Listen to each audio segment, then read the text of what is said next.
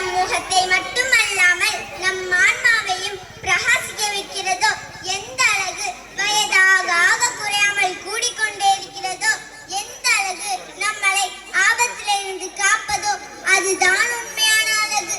அந்த அழகை வெள்ளத்தினால் அடித்து செல்ல முடியாது, எதிரியால் எடுத்துக்கொள்ள முடியாது, தீயினால் வேக வைக்க முடியாது, கொடுத்தாலும் குறையாது. இத்தகைய அறிவே அழகு. முடியழகு, கண்ணழகு, காதழகு, தெச்சிலா பல்லழகு இவையாவும் அழகல்ல.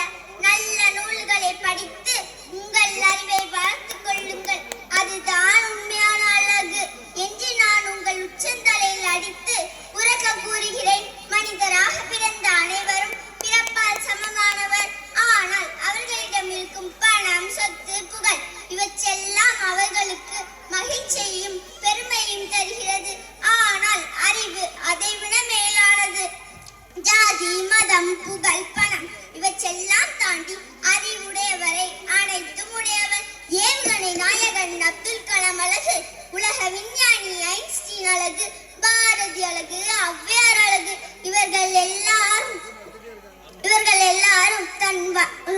தன் வருமானத்தையே மக்களுக்கு கொடுத்துவிட்டு இந்த நூற்றாண்டில் மிக சிறந்த மனிதர் பாலம் கல்யாண சுந்தரம் ஐயா அழகு.